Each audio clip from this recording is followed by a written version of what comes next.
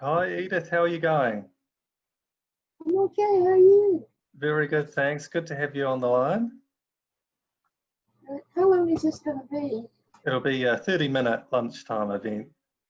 Okay, 'cause I need to go see my husband at the nursing home. Very He's not good. well. Mm.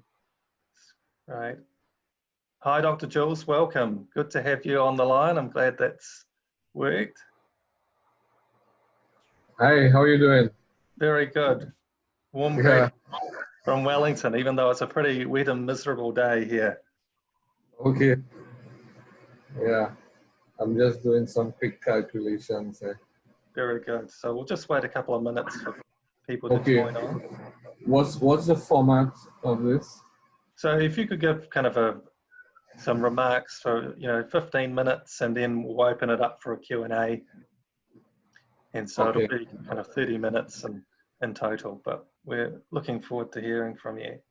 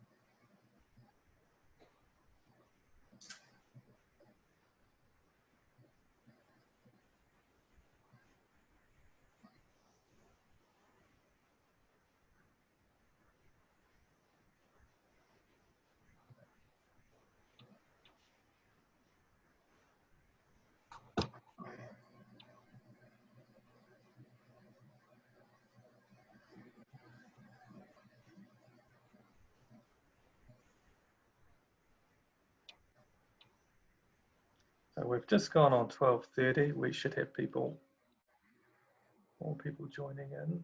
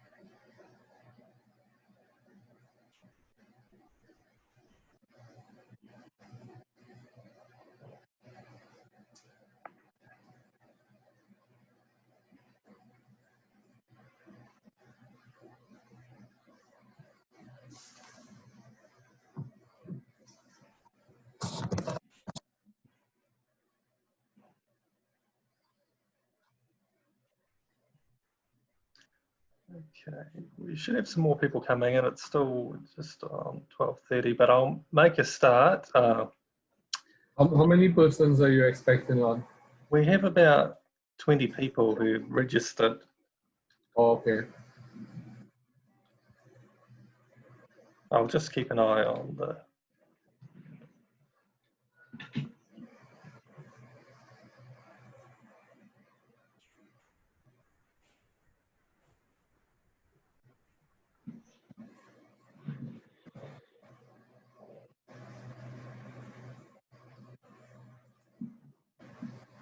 Yeah, we'll make a start, and I'll just admit people as they join the meeting. But thanks for those who've joined the call.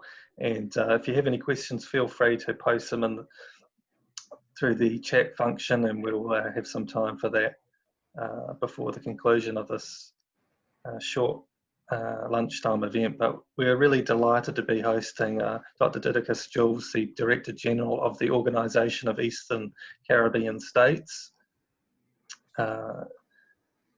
someone else coming in there. His Excellency, Dr. Didacus Jules, assumed the post of Director General of the Organisation of Eastern Caribbean States in May 2014. In this capacity, he is responsible for driving the regional integration towards a single market economy and social space involving 10 Eastern Caribbean states. Dr. Jules has had extensive regional and international experience, most of it focused on education, social policy and organisational transformation. He served as Registrar and Chief Executive Officer of the Caribbean Examinations Council from 2008 to 2014, leading a thorough modernisation of the council. He has also served as Vice President, Human Resources, Cable and Wireless St. Lucia from 2005 to 2008, Permanent Secretary for Education and Human Resource Development, St. Lucia from 1997 to 2008, as well as Permanent Secretary for Education and Chief Education Officer in Grenada from 1981 to 1983. He's provided consultancy services to national governments, regional and international organisations in the Caribbean, Africa, Europe and North America. He's also chaired the World Bank's Vision 2020 Committee on Education in the Caribbean and served on many private sectors, educational and philanthropic boards. He holds a BA Honours from the University of the West Indies, Cave Hill, an MSc in Curriculum and Instruction, and a PhD in Educational Policy and Curriculum and Instruction from the University of Wisconsin-Madison, as well as an MBA from the University of the West Indies, Cave Hill. He has authored numerous articles on education policy, educational reform and adult education in the Caribbean and in small states, as well as other publications on public sector reform, organisational transformation and cultural studies. His career has been characterised by visionary transformational initiatives aimed at making Caribbean institutions more responsive to the needs of people, more competitive in the global arena, and more efficient and sustainable. So we have 30 minutes, and in this update, Dr. Jules will outline the role of the OECS Commission and the importance of regional cooperations to address global issues, including COVID-19, which has had a huge impact on the world at present. So I'll hand over to you now, Dr. Jules. Thank you. Okay, thank you very much for inviting me, and welcome to all the colleagues who are online.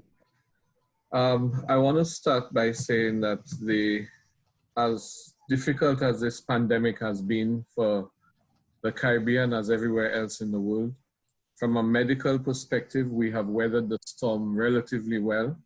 I think we are one of the better managed regions in the world. That is because of the decisive and collective measures taken by the OECS government from the outset of the pandemic. Just to share with you some of the latest figures so you can empirically substantiate what I'm saying. The population of the English-speaking OECS countries, there are 9 OECS English-speaking countries. We have a total population of 687,000 persons. The number of COVID cases to date is approximately 195 cases, of which we have 151 recoveries and 5 deaths. If you crunch those numbers, you would see that the indication of cases in the English-speaking OECS is less than 1%. In the case of the French-speaking OECS, i.e. Guadeloupe and Martinique, which, as you know, are French territories, they're part of the French state, there's a total population of 850,000 persons.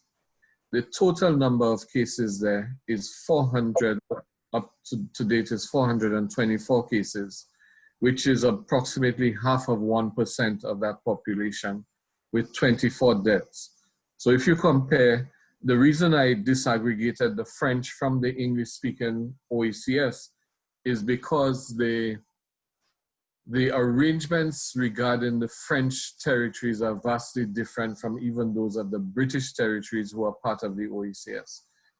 In the case of the French territories, although Martinique and Guadeloupe are located in the Caribbean, they really are part of the French territory. So there is, even when France itself went into lockdown, that lockdown did not include Martinique and Guadeloupe because they are part of France. So people were still able to move freely from France in Europe to France in the Caribbean. It is strongly believed that that intercourse between the Caribbean and the French mainland is largely accountable for the spread of the virus, the comparatively larger spread. Although in the global scale of things, with half of 1% of the population affected, it's relatively good going. For us, the biggest impact of COVID really has been not so much the health impact, but although we acted decisively, as I said, in order to contain the health impact, and we were guided by some very critical principles, the question of early detection, early lockdown. So a number of measures were taken that were aimed at ensuring that we put a lid on things as quickly as possible. But the biggest impact really has been the economic impact, because with the shutdown internationally and the fact that most of our economies are so largely tourism dependent, almost mono service economies, that has had a tremendous impact. We've gone back decades in the fight against poverty because of the number of job losses, because of the entire shutdown of the economy. Thankfully, from a food security perspective, we have not been as hard hit as we had anticipated, because at least the supply chains were going, and we immediately embarked on an emergency domestic and regional food security program that involved people growing what they eat and eating what they grow, encouraging trade of fresh agricultural produce across the region. So essentially our response to the crisis has been, we use a strategy we call HEESS, H-E-E-S-S. Health, meaning health, a response in health, a strategy on the economic front, education, social protection, and security.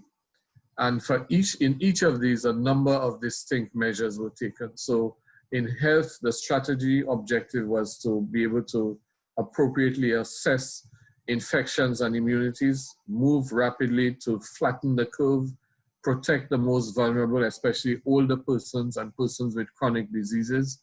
And if you know much about the health profile of the Caribbean, we suffer a great deal from non-communicable diseases.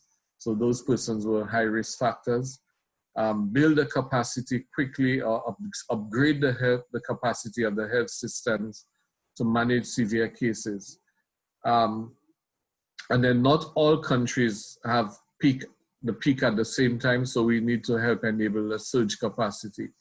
The sharing of resources in the OECS is one of our high points of this crisis, because we will work, the heads of government will meet, our heads of government met weekly while in the early stages of this crisis, so as to coordinate efforts and approaches.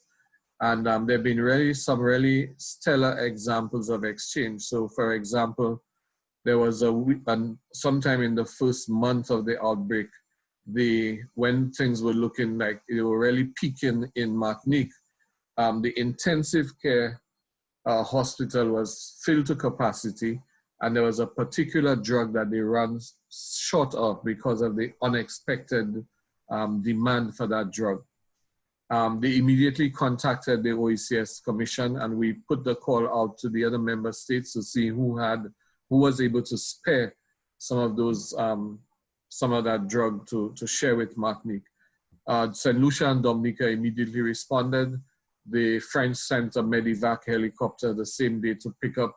I think we shared about 2,000 doses of that medication. And so many lives were saved, because with more than a day without that medication, persons would have died.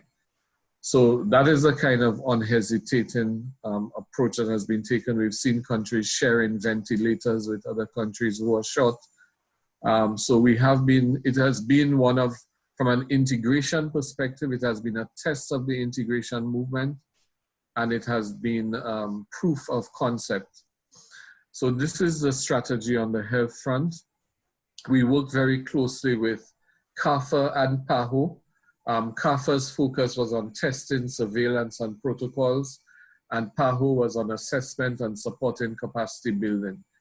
And among the measures taken with health considerations in mind were the stopping of international flights, a complete shutdown except for essential services, very rigorous social distancing measures, in some cases going as far as, in most of the cases, declaration of states of emergency, requiring the use of masks, quarantine, self-quarantine, developing facility quarantine measures, closures of all schools, and very strong contact tracing. The contact tracing has been one of the reasons, the strength of our contact tracing mechanisms is one of the reasons that we've not had rapid spread of the disease.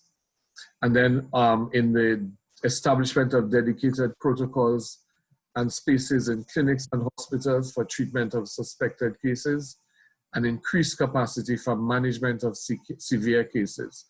Now, I know a lot is happening on the political front on this from the US angle, but the engagement of Cuban medical brigades has been instrumental in boosting the confidence of the population in the measures that we've taken in terms of our capacity to address any serious outbreak.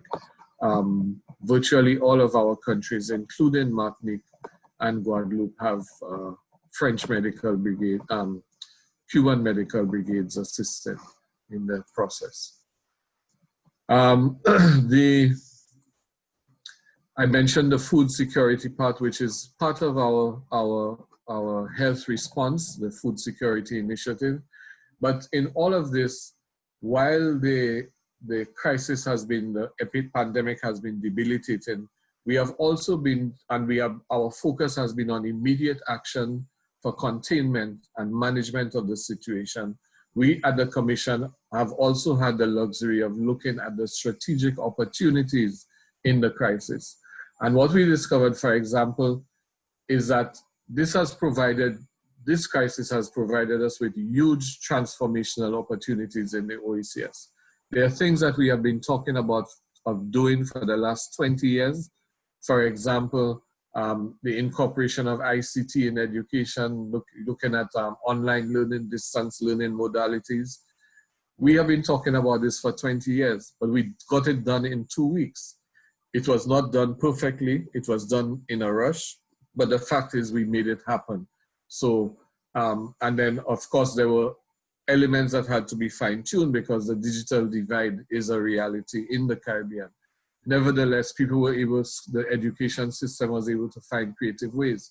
In the Caribbean, you have, for example, an average of 2 cell phones per person in the English-speaking OECS. So, which meant if people didn't have tablets and computers, cell phones were accessible to most students for learning purposes.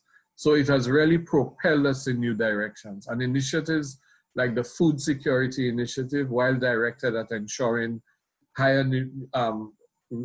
containing the possibility of a disruption of the food supply, it was also an opportunity to cut back on the high food importation bill in the region, look at more nutritious use of more nutritious and organic foods, increasing intra-OECS trade, and strengthening domestic food security by encouraging people to do backyard gardening, and even in urban gardening as well. So we have had also for the last 34 years a pharmaceutical procurement service on average has purchased approximately $10.2 million worth of medicines and medical supplies.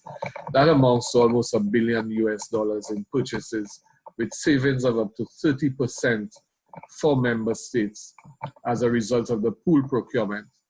Again, with the advent of COVID, as colleagues would know, there's been a rush. The demand for certain supplies and equipment far exceeded supply, and we ourselves got caught in this. However, because of our small size, the obvious thing was for the pharmaceutical procurement service to step up to the plate and to work assiduously to procure the necessary stuff. In fact, at the CARICOM, the wider CARICOM level, SEDIMA and CAFA were leading the charge on procurement of equipment and supplies for the Caribbean. And we were nominated and accepted as the procurement kernel of the cluster that was responsible for ensuring that the countries got supplies. Now, what we've done now is to completely redesign the pharmaceutical procurement service. It's still called PPS, but now talking, instead of pharmaceutical procurement service, we call it the pool procurement service.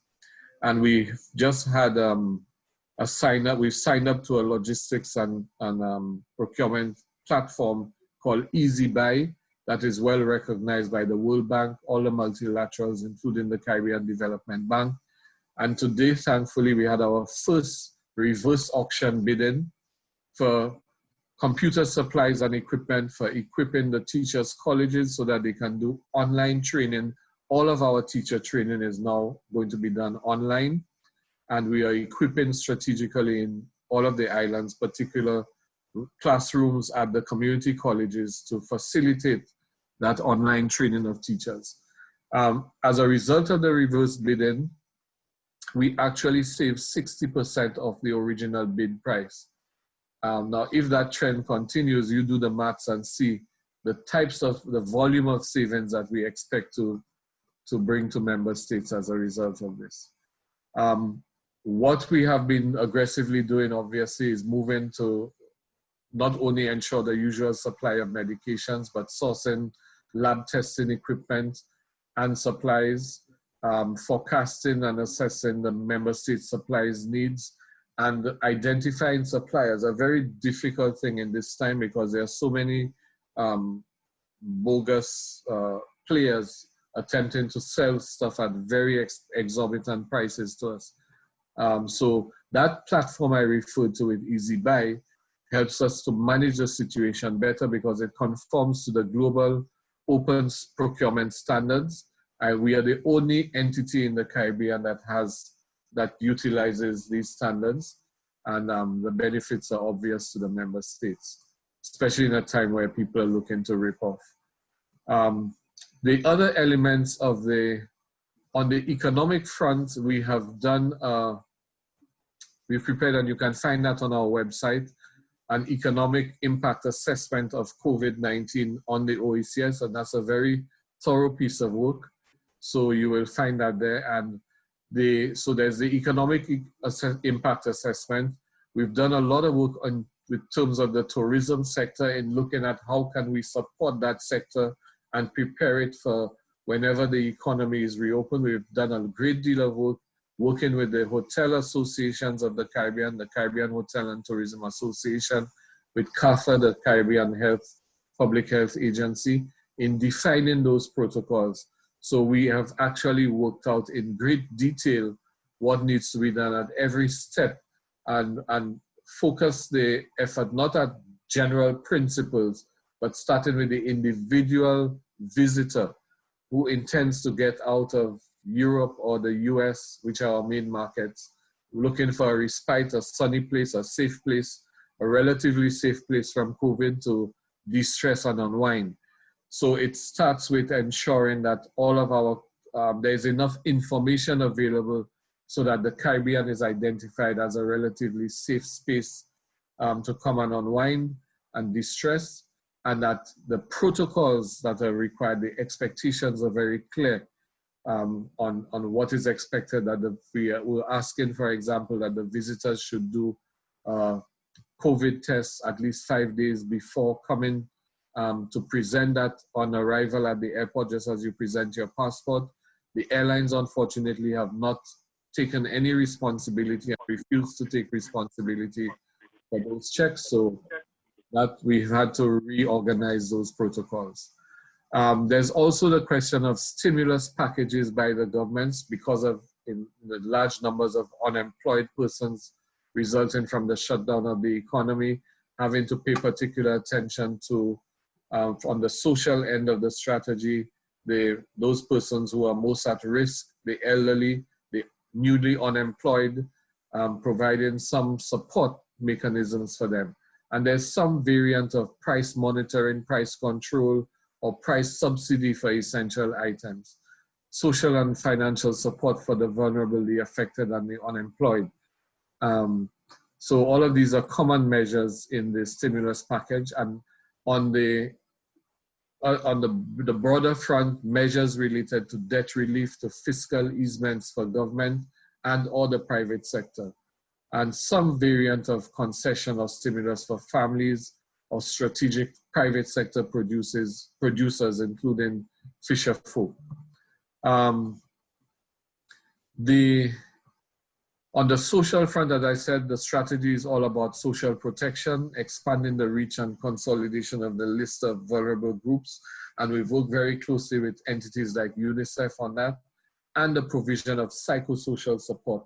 Again, making use of every modality, the television, the radio, WhatsApp, mobile devices, online webinars and so on, podcasts, to provide the psychosocial support required for particular segments, demographics of the population. So students, particular focus by school counselors on helping them to cope with the crisis, the elderly, etc. And then lastly, too, we have been looking at on the social front, the diaspora, the Caribbean diaspora, because I think you may have seen that in Queens, New York, for example, 70 to 73% of the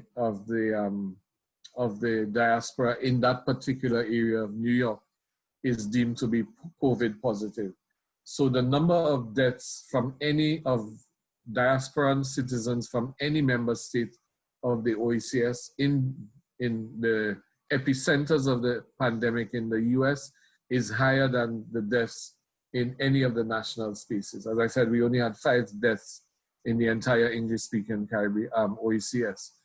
So this is a matter of concern to us, and we are now in the process of setting up a virtual network of ambassadors responsible for the diaspora, linking with the diaspora associations so that we can coordinate our efforts and look at how can we assist the diaspora.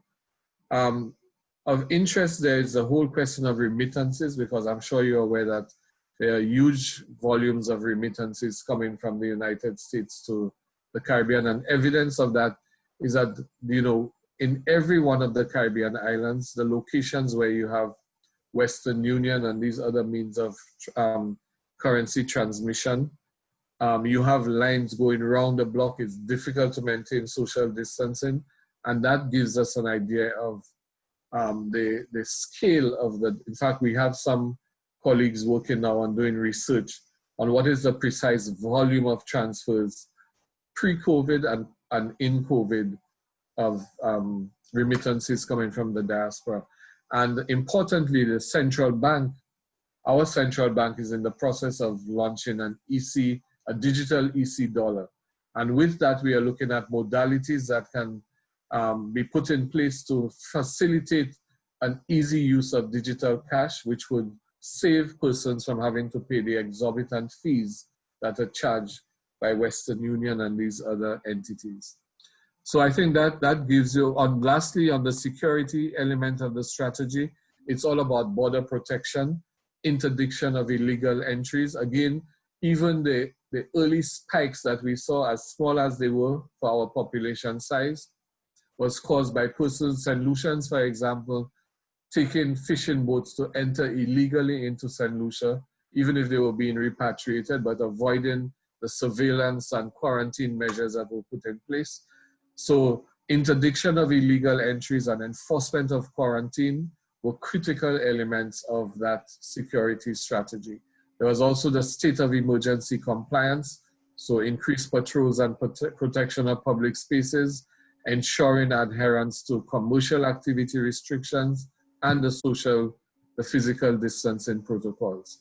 And then from a law and order perspective, there is a question of enhanced intelligence on criminal activity to take preemptive action. So that, colleagues, is a summary of where we are in the OECS. Thank you very much, Dr. Jules. Really great to get that update there. So feel free to ask any questions if you have them. I just want to acknowledge as well Anton Ojala, New Zealand's High Commissioner to the Caribbean, who's on the line there. Great to have you. And we also had the nice seeing you, Anton. Yeah, the High Commissioner of Papua New Guinea to New Zealand was on the line a little bit earlier as well. But yeah, feel free to ask any questions if you have them. I might just quickly ask one around, you know, the Caribbean opening its economy, different countries opening their economies up again to tourism. But we're seeing kind of a resurgence of COVID in countries that have previously been able to contain it. I wonder how are the different countries kind of, is there a success that you see a country kind of managing the COVID issue well and has the right measures in place, taking visitors again? Yeah, I'll be very honest with you. This has been a really difficult challenge. First of all, deciding when to reopen, because we were hoping that we could do this at a time when we were hoping that there'd be a decrease in incidence in the United States and in Europe and the UK. But the thing is, the longer we keep our economies closed, the more deleterious is the impact on poverty in the OECS, and the poorest are feeling the pinch the most. Also, our governments have severe limitations in terms of their capacity to provide the cushion that will be required. All of the governments have given food support, they've given cash support, they've given all sorts of concessions to both the private sector as well as individuals who've been affected. So it's been a real challenge. And as I said earlier, we have not had the level of cooperation we expect from some of our international contacts, so on the commercial front. So the airlines, for example, have steadfastly refused. We didn't ask them to do testing. We simply said, when a visitor arrives at the airport, as they present their passport, require that they show us a certificate of having been COVID tested and being COVID free. And they said they would not take responsibility for that. As a result of that, Antigua, which is the most highly tourism dependent state in the OECS, had to proceed with their plans to open in early mid-June or so. And what they had to do now was to do testing on arrival. So rapid tests were done on arrival. A couple American tourists were found to have to be COVID positive, and they were advised that they would have to go into quarantine and into intensive surveillance, and they refused. They were eventually repatriated to the US, and they were even threatening to sue the government of Antigua for having them tested in country. So it's a very difficult situation, and American Airlines, for example, initially announced that they were going to observe physical distancing on their flights by blocking off the middle seats. Now we're being told that they are going to be selling all seats. So we do in fact have a meeting coming up later this week or early next week. I'm doing the round robin now to see when is the most convenient time of the heads of government of the OECS. At that meeting will likely be ministers of health as well as ministers of tourism. Sorry, a virtual meeting to discuss those challenges and see how best we manage this situation. Great. But so yeah. Cool. And I think we have a question here from Anton Ojala, so I'll just, here we go. Thank you, Kareem. Very nice to see you, Dr. Jules. I'm not sure if you had caught up with the fact that we temporarily closed our office in Barbados in March. So I wasn't aware of that. Yeah. Speaking to you from Wellington, and I think if it was a question of weather, if nothing else, I would much rather be back in the Caribbean today. But we take what we can get in that respect. Thank you very much for that update on the OECS. I think it's very interesting for us in New Zealand to be watching the situation in the Caribbean as an example of small economies with a heavy dependence on tourism, and to be seeing how that's being managed quite successfully in the Caribbean as an example, not only for us here in New Zealand, but of course for the economies of the Pacific Islands as well. Some differences too, though, of course, and I believe there was some discussion early on about within CARICOM of the possibility of an intra-Caribbean travel bubble, and having the option of free travel within the region, but that seemed to be overtaken by some bilateral moves by a number of countries.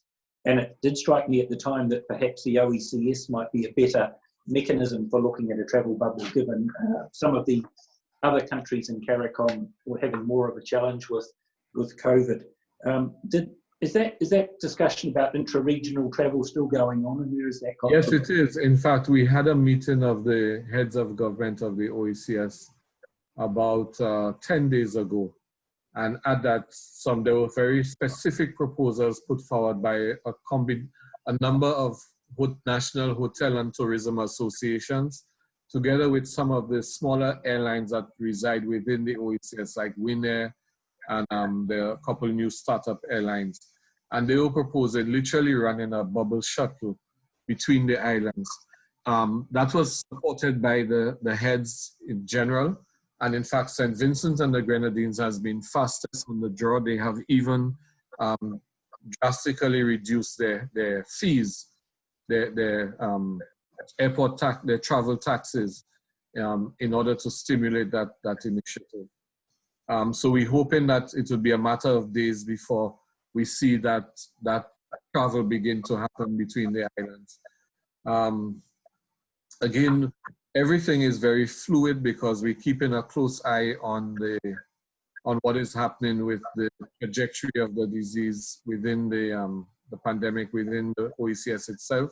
So far, things are stable, but we are monitoring that situation. So a lot of things are likely to change based on how the medical trajectory works out. But the idea is to do, the hotels are prepared to do staycations for persons who just want to even go in next to the island next door to chill, and distress is going to be a relief for a lot of people. And so it will be facilitated by staycations as well as by through the use of these small shuttle airlines. Thank you very much for that. So we're just coming to the end of our session now, and thank you again, Dr. Jules, for taking the time this evening from St. Lucia to speak to us. I was really delighted to visit the Commission back in 2018, and happy that we've been able to do an event and for us to hear from you today. Thank you for everyone joining in. This conversation has been recorded, and I will send out a copy if people want to go back and listen to any of those points again. But yeah, thank you again, and have a nice day, everyone, and an evening for you, Dr. Jules. Yeah, well, thank you very much for this initiative. I was very happy to participate in it, and we hope we can keep in touch. I'd be happy to do an update, if there's any drastic change in the situation. Yeah.